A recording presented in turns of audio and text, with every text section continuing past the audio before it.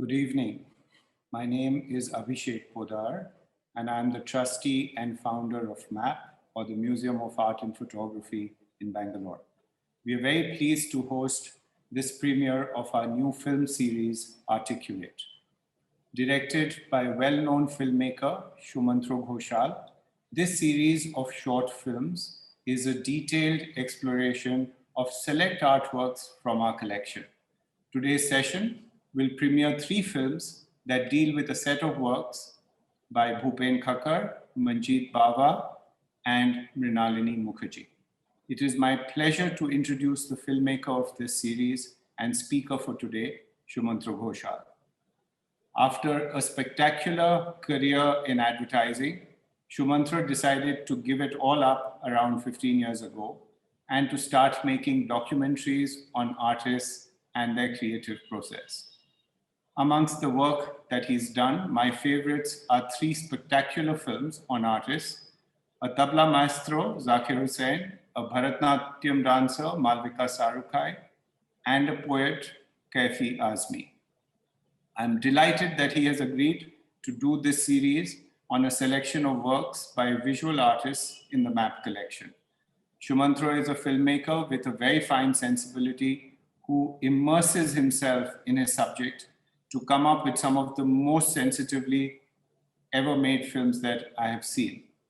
A more detailed bio of Sumantra has been provided in the Zoom webinar chat box. I would request the audience to use the Q&A tab at the bottom of the screen to address your questions to the speaker. These will be answered in the last 10 to 15 minutes of our event today. Welcome, Sumantra, and let's start our conversation. I must confess that when I first approached you to do this series, I was rather apprehensive whether you would agree to do it at all. What is it that made you say yes? Well, I think as many people know who deal with you, Abhishek, it's very difficult to say no to you. You have a persuasive charm that has got you where you are. And I succumbed, like so many others.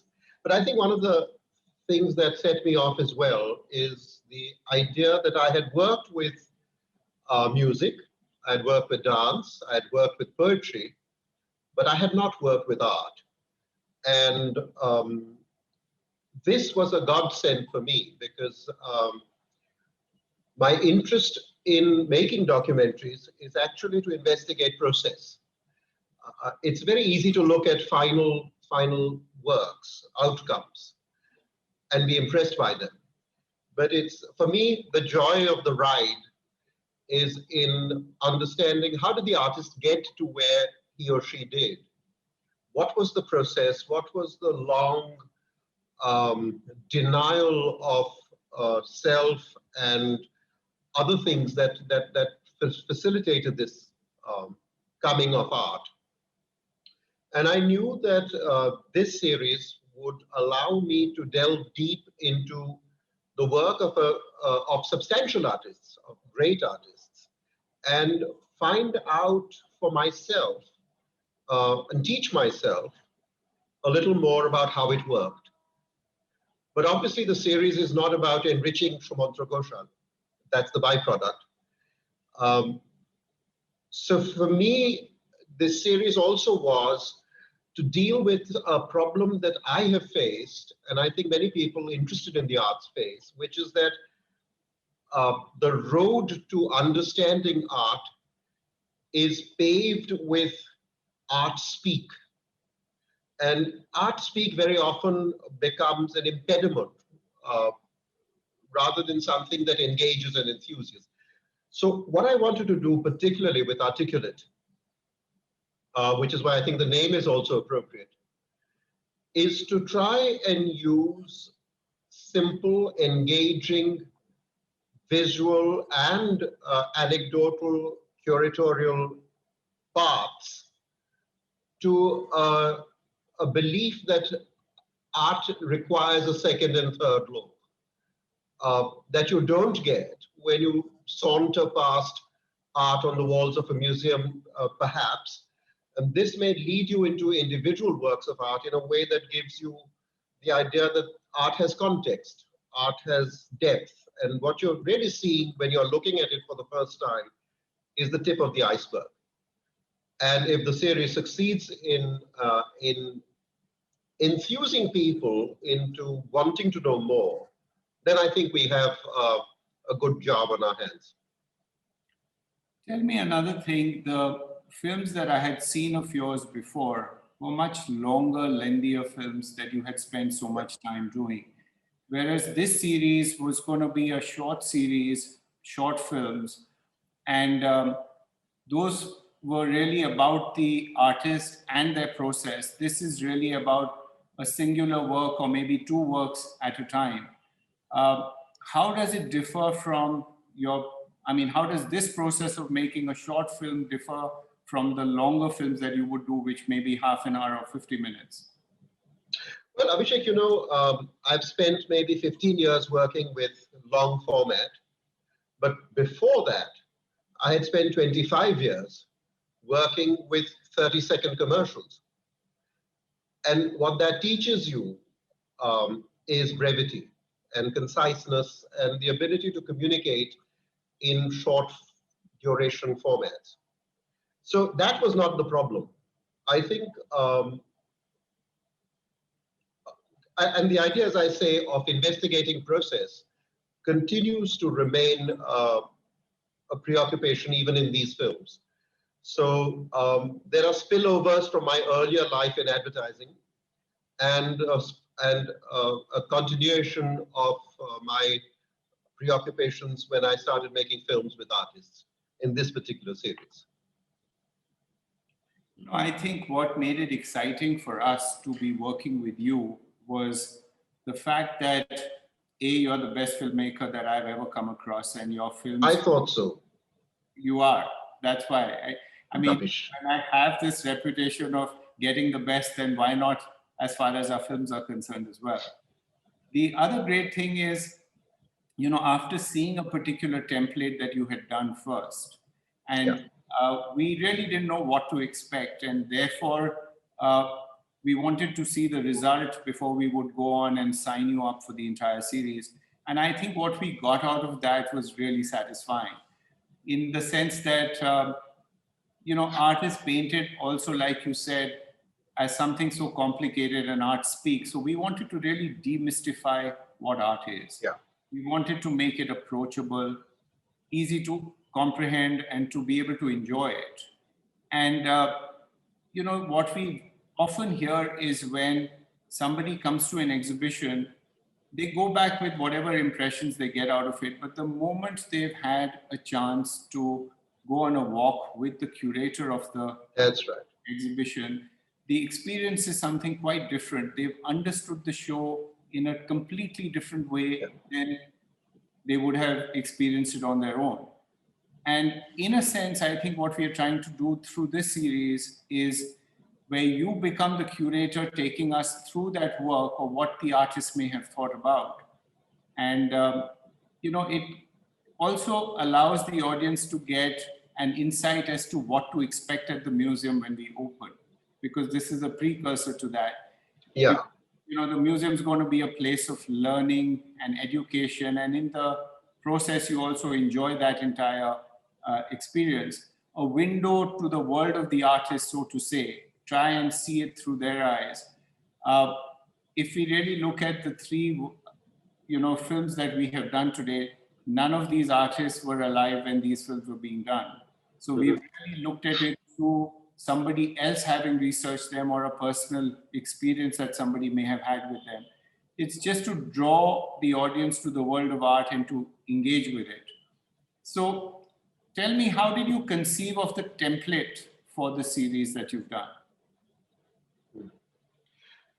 See, Abhishek, there were many ways in which we could have gone about the series. Obviously, there's not one way. One of the ways, which I did not want to take, because I suppose I'm a conservative person, is to make every film very different and its own space, and yet say that it's part of a series. And perhaps that would work as well. But I wanted there to be a consonance between films that would actually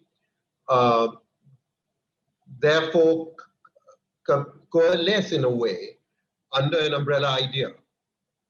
At the same time, I wanted the films to have different looks because they were dealing with different materials, different artists, different ways of approaching art. So to get a template was actually a tough job. And one didn't know whether one wanted a series of curators and conversations where you cut away to faces of or talking heads, as they're called, and intercut with the art. I didn't know what the balance would be between anecdote and information. Um, and so the first film took a lot of experimentation.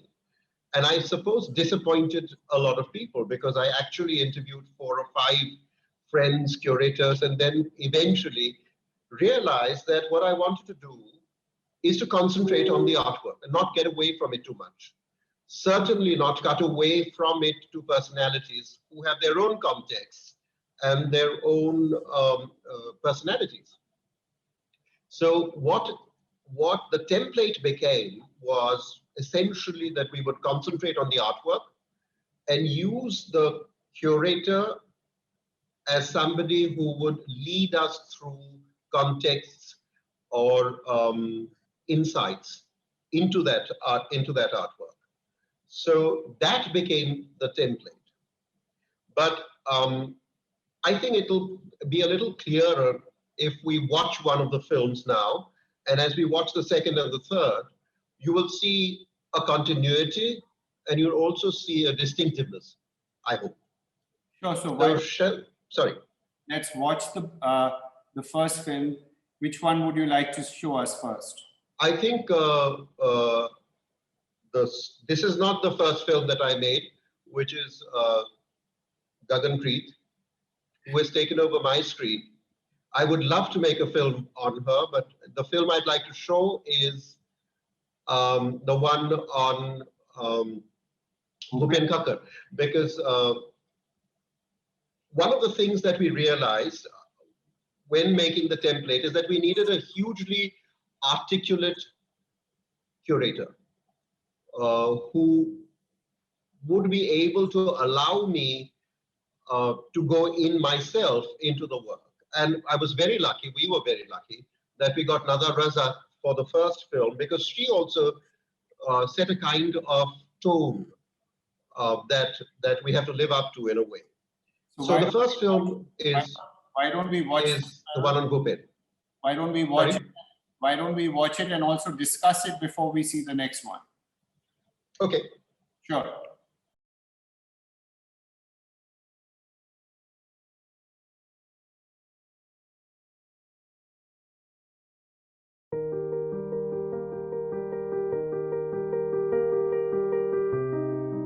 These 4 watercolors are from a period in Bhupen Khakhar's practice where he was really becoming confident as a watercolorist.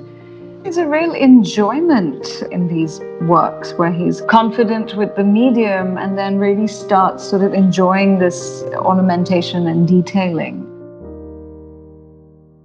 You see him approach the figure with a great deal of confidence, and you can see that in not just the form of the line but also the sensitivity of the line. In 1989 he got cataracts. He initially thought that he was going to go blind.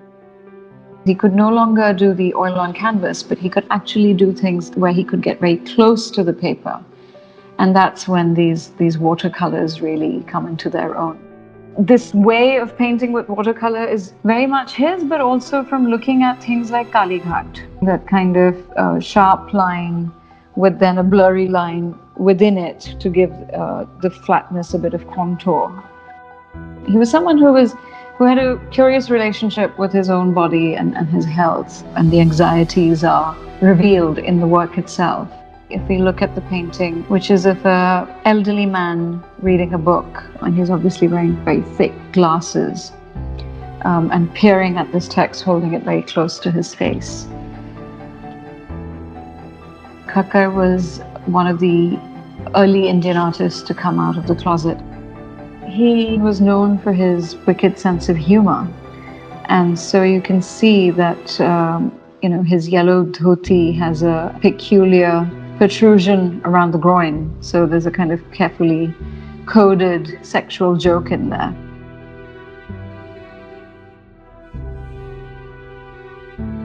If you look at man carrying fish, it's certainly very sexual. The lungi gets more transparent. The fish is, I think, universally a fertility symbol, and here it's totally phallic. What's really unusual about this painting is the man's face. There's something quite Romanesque about it. It's also about his choice of making the figure blue, which of course gives it a kind of divine quality. Bhupen himself would go often to Nathwada because Nathwada painting was something he was interested in. The figure of Krishna from Nathwada, he painted often, and he was careful in his choice of color. The fish then is in contrast, because normally you might have a brown figure and then a kind of silvery blue fish, but here it's been reversed. The body is divine, and then the flesh of the fish is more fleshy, if that makes sense. If you look at the painting of a man wearing this fine blue shirt, and it looks embellished with some sort of silver motif, and it's very lovingly painted. It could either be a very expensive silk shirt or perhaps a cheap copy on a tawdry polyester shirt. He's pouring away water from a terracotta garha or pot, and a crow is alighting on his shoulder. The crow in so many traditions represents some kind of dark messenger. These paintings, each of them, contain some sort of secret tale and allows our imaginations to come up with what the sort of backstory or narrative in the painting might be. If I were to kind of come up with a playful rendition, it would be that this man had interfered with something that the crow is unhappy with, and so the man is being attacked.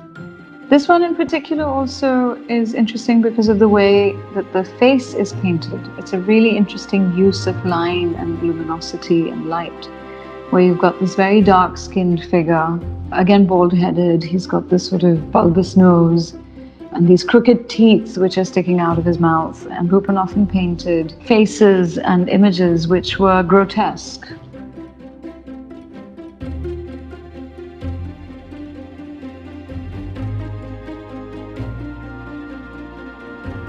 If you turn from this one to the crows flew from his arse, which I find actually probably the darkest in this series and the most sort of enigmatic. To go back and make a connection between the last painting and this one, the way that the fish is flung over the man's shoulder here, a smaller male figure is slung over the man's shoulder. And it's quite sinister because the smaller figure's trousers have been slipped off, and there's a flock of crows now emanating from his behind. And it could be metaphorical, but judging by the fact that his clothes have come off, it makes you think that something has happened here. Your mind might turn to some kind of violence, but then you notice the sensitivity of the face and the sensitivity of the embrace, and it could be that the larger figure is comforting the younger figure in the way that there's a peaceful expression on the older face, there's an expression of pain on the younger face, and then there's a kind of very tender way in which the hand is touching the head.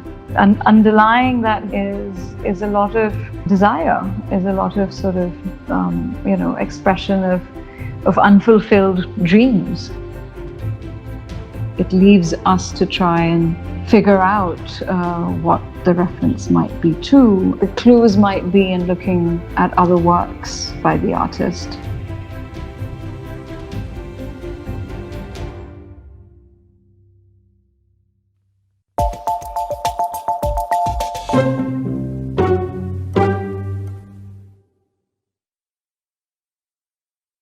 Just brilliant. I must have seen this movie now after a fairly long time.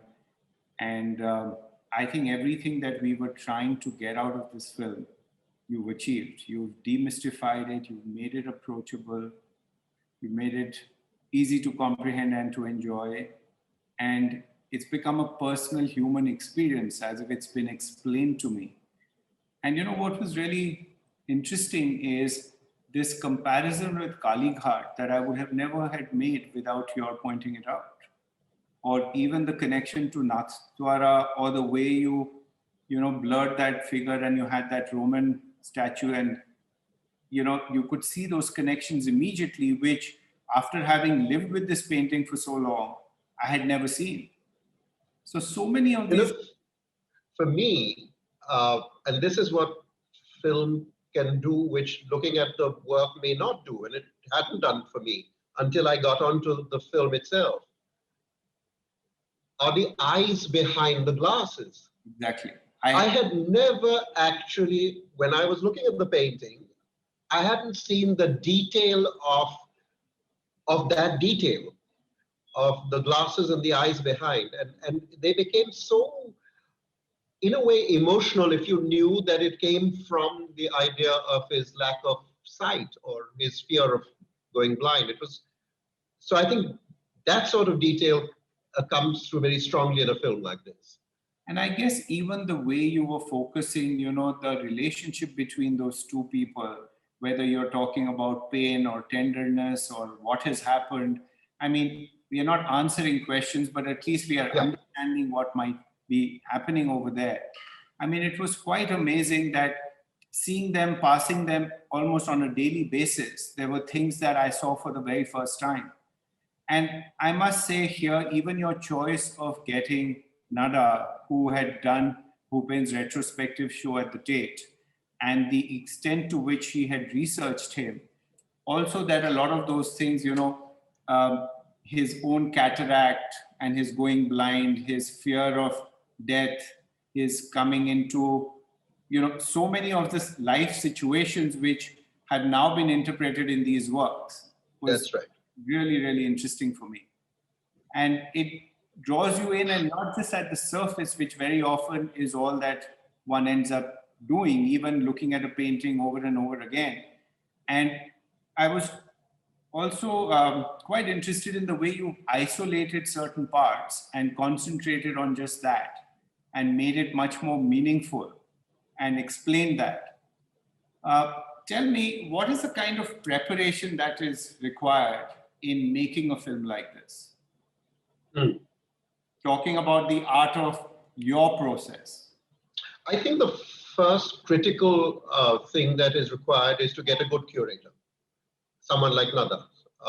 And we've been very lucky for our 3 films till now, because they need to be not only knowledgeable about the work, but they need to be articulate about it, and also to be on the same page as me that we don't want to talk about the artist in general, but we want to talk about very specific works and yet make them representative in a way of the artist.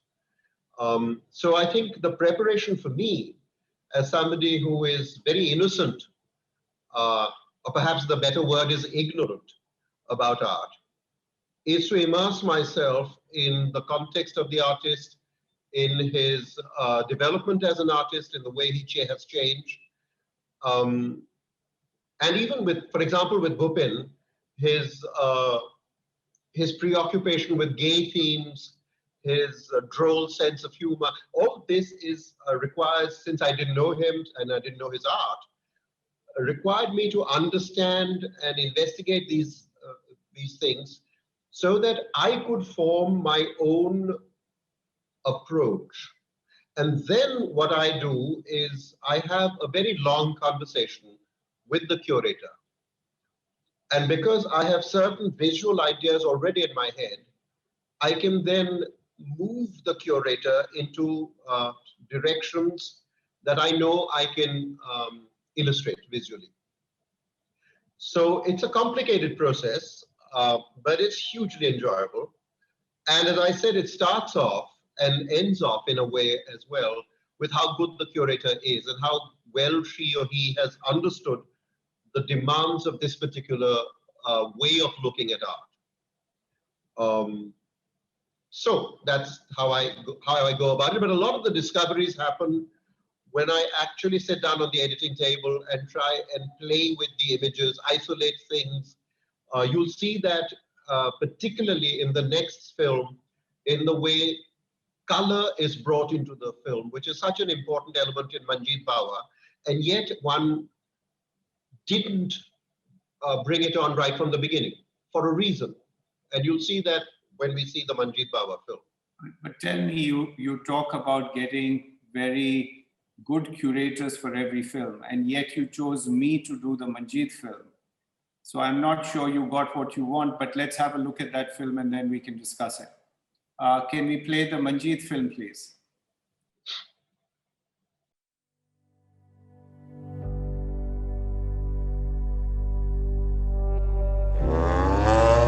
Manjit was born in a Goshala, in a cowshed, and cows was something which was such a favorite subject of his that you see them being painted over practically his entire career. I remember having traveled with him extensively, and there would be these groups of cows sitting in the middle of the road, and very often Manjit would stop there not to take a picture but to actually sketch it. He would be very careful about how his drawings would go onto a canvas. He would compose it from the different images that he would have done in his drawing books over many, many years.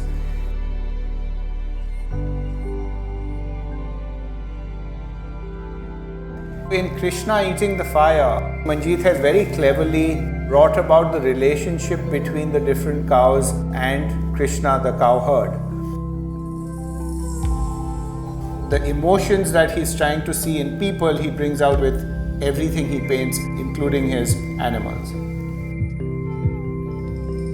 You've got respect, you've got love, even a surrender, and yet knowing that everything will be fine. I had asked him once, why is your painting so red sometimes and what does this signify? And he says that once when he was a student, he saw this most incredible sight. It was a fiery sunset and the gulmohars were in bloom, and he had never seen such reds all together. He said that was the first time I painted red in my works. If you look at the red around Krishna, you wonder if you're imagining things or if there's actually a glow. So when I asked him, he said, you're very right, because he's actually framed it like a tilak, where around Krishna it's a slightly lighter red, which is like a glow. What Manjit did was looked at Indian colors and made them his own vocabulary. And I think he was very confident in doing that because, he's looked at Pahadi paintings. And when you look at an old Basholi work, very often, maybe 300 years ago, it was depicted pretty much the same way.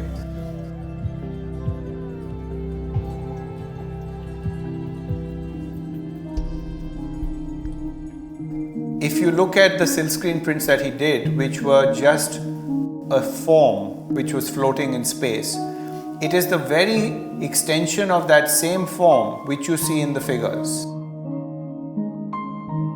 A pretzel shape, something which would twist around, become an arm which is also extending into a leg. You see this same vocabulary being extended to everything that he's painted. And within that, he achieved a certain element of perfection. That's what is the hallmark of anybody who is a true figurative artist.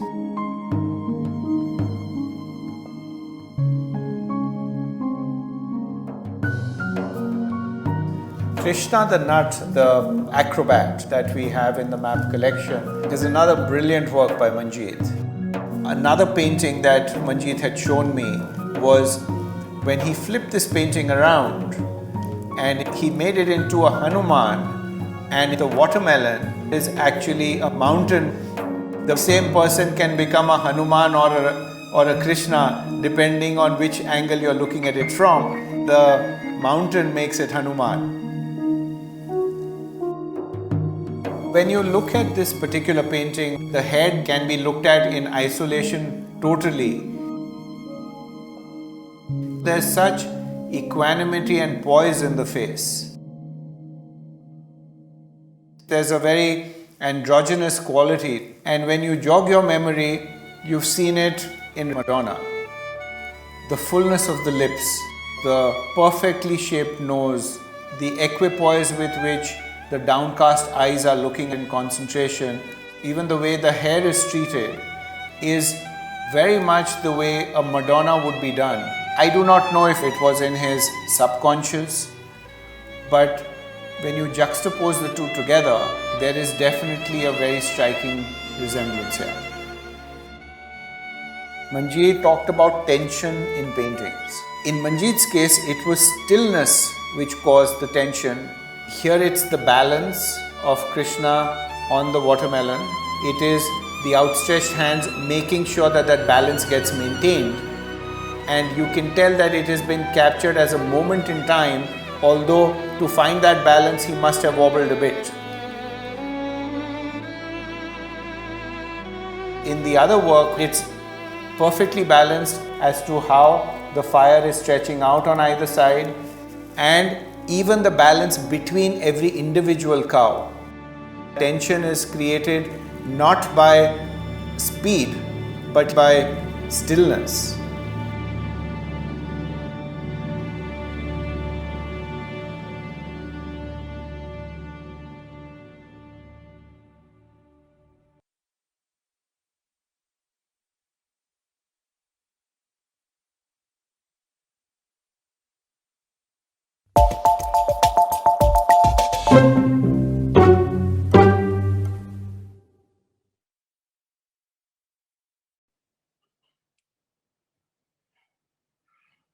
Come back on, Sumantra. Thank you for that. That was, again, brilliant. But here I can't take any credit for it. It's really what you... Who's giving you any? No, I'm just saying.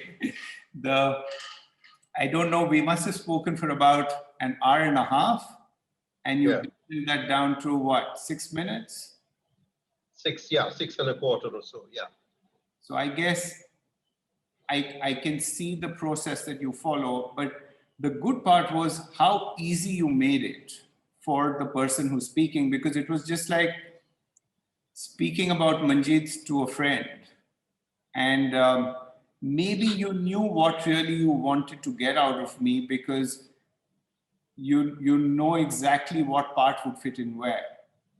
And, I really didn't need to research Manjit because I knew him so closely. I'd spent so much time with him. We had traveled together.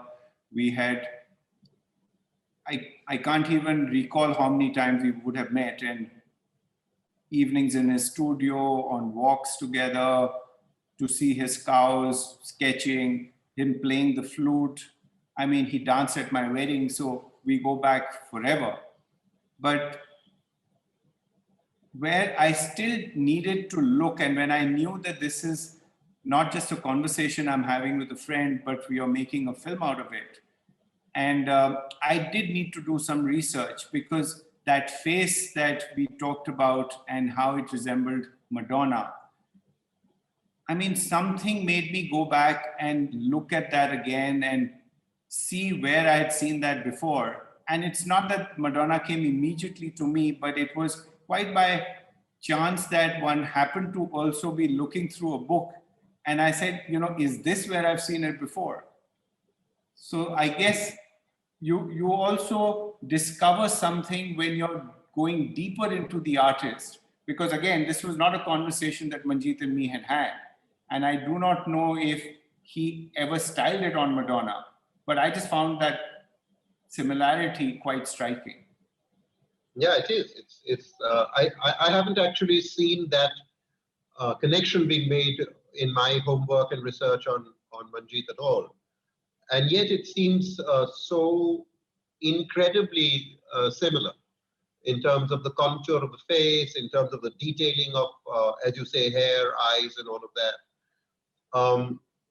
But I think one of the things that when we talk about template and making it look different, this film came organically out of the idea of your friendship with Manjit, which Nada's film could never have been because she didn't have that connection with Bhupen. So I think if you look at the film again, you'll see that a lot of how the narrative progresses is through anecdote, is through remembrances, through conversations you've had with Manjit, which automatically brings a personal stamp to this film and a difference. At the same time, it is within the template of remaining with the artworks and using text or words to take us deeper, to contextualize. No, I think that's the challenge in each of the films, and that challenge has to be dealt with in very, very different ways. No, I totally understand how the template has been maintained, but yet the impact has been different. Were there any other eye-openers for you as you delved into these specific works also? Yes, there was. And that was a bit of daring. Some people may look at it and say that it's sacrilegious, because Manjit was known for his use of color, of huge color plates, let's say, as backgrounds. And I decided to isolate both Krishna, the cowherd, and the cows and use a white background, which is sacrilegious when it comes to Manjit. But the discovery for me was the impact of red when it came on. And I also remember that you told me that very often he painted the background at the end. True. And that he would spend a long amount of continuous time doing this, because the materials he worked with, he had to finish the background altogether, otherwise it would end up being patchy. And so the idea that he probably also painted it in this manner, where he did not paint it on red, but brought on the red later, allowed me that liberty, and also allowed us to understand the impact of what red does, what it would have been if it didn't have that red. It's amazing. So these are the journeys and interesting sort of discoveries that you make as you're working with the film itself. It's amazing you say this, because though we discuss this and very often Manjit would paint the background last, I never made the connection that that's the reason you brought in the color at the very end. Yeah. And on a side note, I remember we were painting a canvas together, and this was way back in the late 80s. And he was painted the goat, and he said, why don't you just do the background? Because that's what I suggested I would do. That would be easier. And I can't tell you, it was this tiny little work. It must have been no more than 9 or 10 inches at best.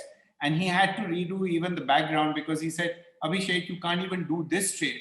And I never realized how difficult it is just to do a flat application of plain color. And imagine for him to do it at that scale. So he would do it in one sitting. Yeah. Should we look at the Mrinalini film now? Yes, let's do that. Okay. Because it's also a very different film, given the fact that I move from dealing with two-dimensional artworks to a three-dimensional one, which brings its own demands.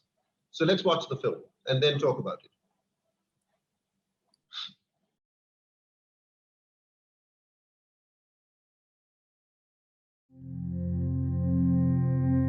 I think what compelled me was just how unabashed it is and its strength. It is work that is unafraid. The works are built up of one knot after another knot, so it's about patience. She's not a weaver, she's not working off a loom. You can feel that gravity wears upon these works, like they're pulled to the ground. They're not light and ethereal, but they're full-figured and they're full-bodied.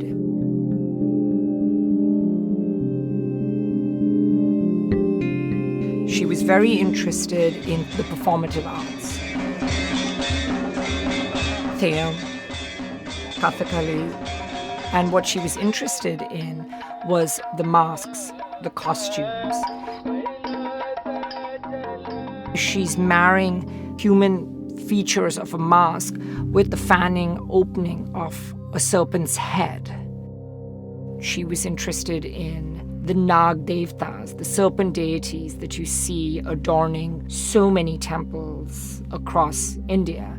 You can sense a relation between her sculpture and those forms, but there is no literal replication. As she says, they're not iconic representations of any particular religious belief, but they're parallel invocations in the realm of art.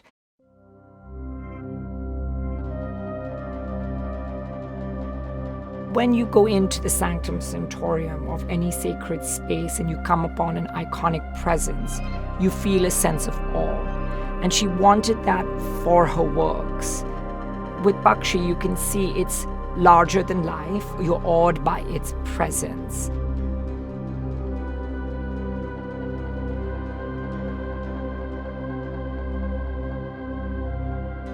There are a remarkable number of recesses, folds. You almost kind of sense mobility or motion that's rippling, surging. A lot of these profusions of folds call out to the vulva or vaginal forms. There is a kind of vital life force. She wanted the works to be chromatically very exuberant. The chemical dyes added that other level of artifice that connects to a tradition of modernist art practice.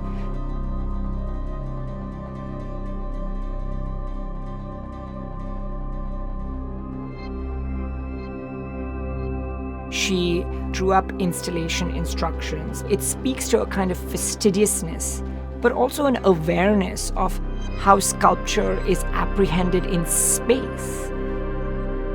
They have such a weight and physical presence when you see them. They really announce themselves. She wanted your sensorium to be completely activated. She brings in a modernist sensibility with the symmetry and the formal precision, but marries that with a crafting sensibility. And then you have classical iconography. So she's really moving across so many different registers: formal, art historical, aesthetic. When you see the work, you know you're looking at a Mrinalini Mukherjee without question.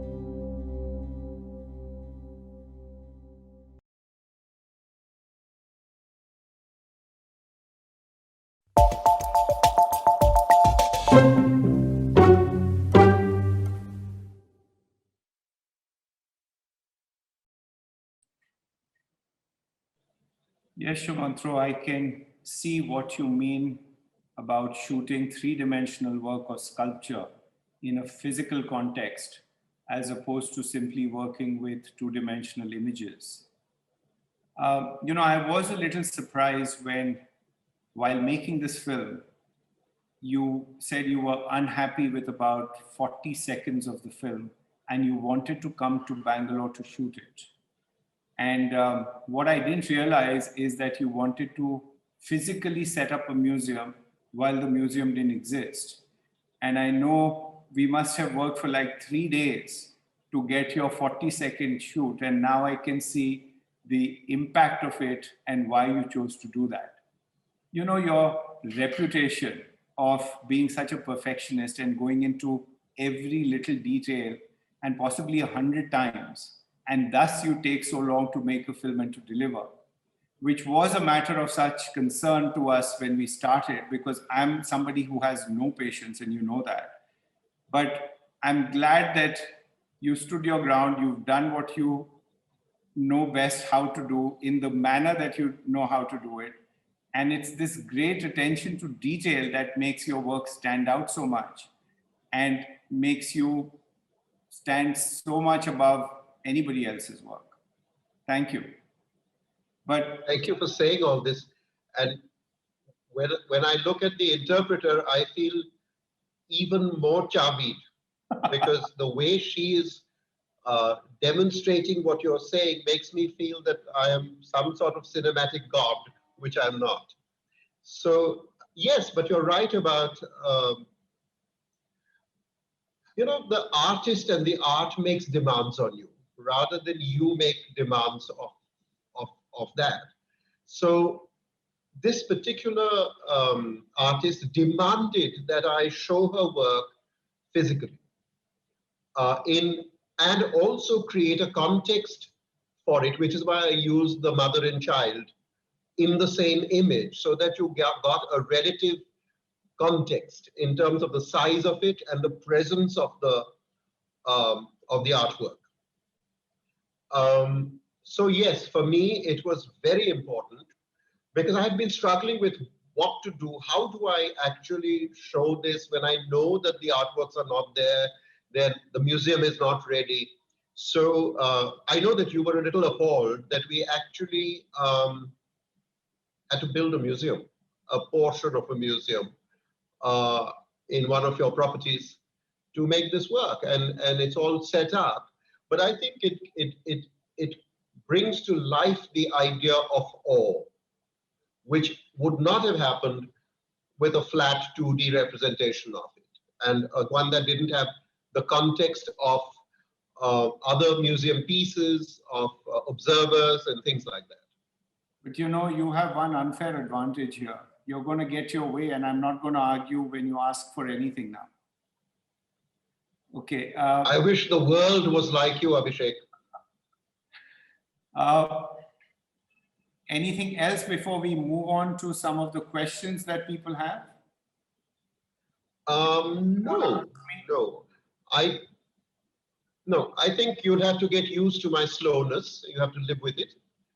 But I'm fast on the reply. Good. So we can go for questions. I hope all these questions are for you, and I'm picking them up from my chat that people have sent in. So the first question is, why are you using music in these films, and how do you choose the music? Well, I think music is used to create a mood rather than, and sometimes to underline an idea that I may have. The music is actually very difficult because I've spent my life composing music or working with people who either compose music themselves, Ustad Zakir Hussain, or commission music for specific works like Malavika Sarukai.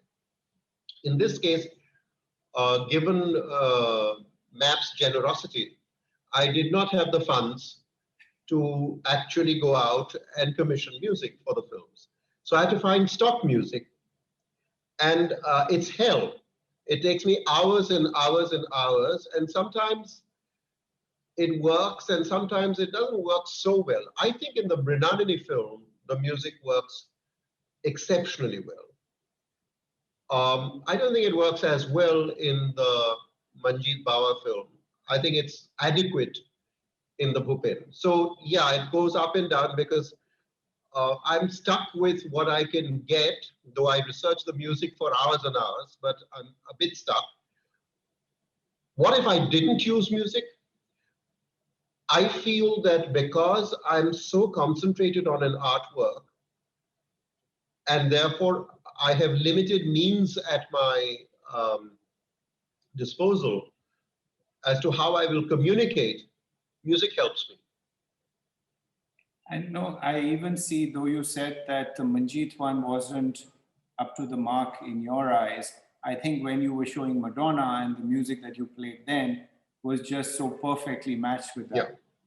Yeah. Another question, do you think there was a difference in your approach to filmmaking when working with the visual arts as opposed to your work with artists from different disciplines previously? Yes, absolutely. I think one of the important things that happened with Zakir and with Malavika is I was working with people who'd spent 40 years of their lives at that point doing what they did and were willing to share their experience and trust me to convey some of that idea to the viewing public. So the whole approach to the work was different because it was through the prism of their own experience, their own art, and I was facilitating something that they might have otherwise communicated through a book or through interviews, but I was using my own art to put it into a visual, into an audiovisual medium. So, and because they were much longer works, there was one thing that was very critical there, which is critical here as well, but it doesn't come through in quite the same way, which is structure. Another thing that I'm very keen on when I make work is structure, because very often in documentaries, what you have are discrete, brilliant bits, but they don't hold together because there isn't a structural narrative flow. In these works, there is no such narrative flow as there is in the Zakir film or the Malavika film. And that's the big difference between the two works, the long form works and these particular works, is how you're dealing with structure.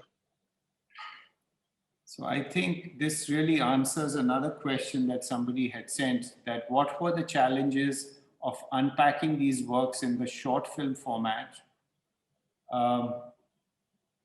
ensuring that it's engaging versus your experiences of delving deep through full-length documentary films in the past. So I think you pretty much answered that in this, but if there's anything... I think so. I think the challenge in these works is to compress things into a short period of time. But as I said, because of my years in advertising, that's something that one grew up with, practiced, and for a time was good at, until I was not so good at it and retired.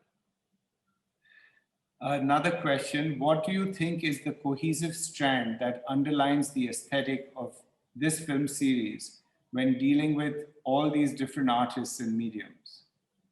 I haven't quite understood the question. What is the cohesive aesthetic strand?